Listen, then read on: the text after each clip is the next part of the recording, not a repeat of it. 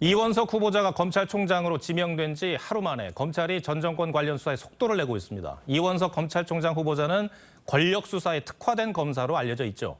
이 후보가 검찰 수장이 되면 수사가 더욱 탄력을 받을 것이란 관측이 나옵니다. 검찰 출입하는 주원진 기자와 조금 더 얘기 나눠보겠습니다. 자, 주 기자, 대통령 기록관 압수수색 법조계에서는 봉인을 푸는 수사라고 하던데 쉬운 일이 아니죠.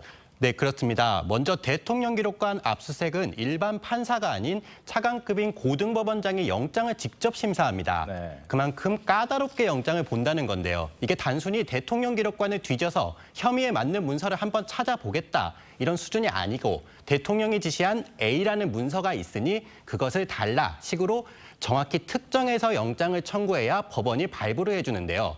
결국 검찰이 혐의 사실 상당수를 입증했다는 겁니다.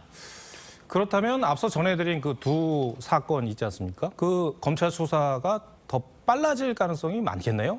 네, 그렇습니다. 검찰은 오늘 압수수색을 통해서 탈북어민 북송 사건에서 청와대 지시사항이 담긴 문건을 확보한 뒤 빠른 시일 내에 분석을 마치고 청와대 핵심 관계자들을 줄 소환할 것으로 보입니다. 정의용 전 국가안보실장과 서훈 전 국정원장 등이 이미 피의자로 입건돼 있고요. 월성원전평가서 조작 사건에는 김수현 전 사회수석, 임종석 전 비서실장이 추가 수사 대상으로 거론됩니다. 수사 상황에 따라 검찰 칼날이 전 정권 최고위층까지 향할 수도 있습니다. 윤석열 대통령이 이원석 대검차장을 총장으로 지명한 것이 결국 수사의 가속도를 붙였다, 이렇게 볼 수가 있겠습니까? 네, 그렇습니다. 검찰 내부에서는 조직이 빠르게 안정되고 권력 수사에 탄력이 붙을 거란 기대가 큽니다.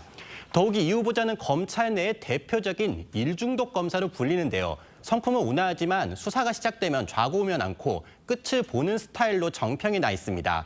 그동안 이재명 변호사비 대납 의혹 사건의 경우 수원지검의 수사가 1년 가까이 지지부진했는데 최근 이 후보자가 강하게 질책을 하자 수사팀은 바로 쌍방울그룹 수뇌부에 대한 체포영장을 발부받고 인터폴 적색정보 절차에 돌입했습니다. 네. 이 후보자는 인사청문회를 거쳐야 합니다. 그런데 수사기밀 유출 논란이 쟁점이 될 것이라는 관측이 많아요. 이게 어떤 내용입니까? 네, 이원석 후보자는 중앙지검 특수 1부장 시절 정은호 네이처리퍼블릭 전 대표로부터 억대의 뇌물을 받은 부장판사를 구속했습니다.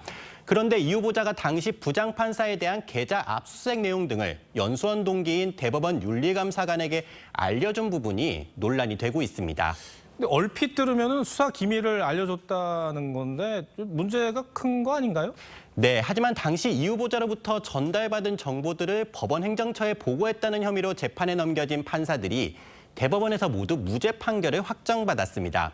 이 후보자 측도 당시 전현직 판검사 10여 명을 구속해 엄정하게 수사했다며 법원의 판사 징계에 필요한 정보를 제공했던 것일 뿐이라고 해명했습니다. 네, 주원진 기자 잘 들었습니다.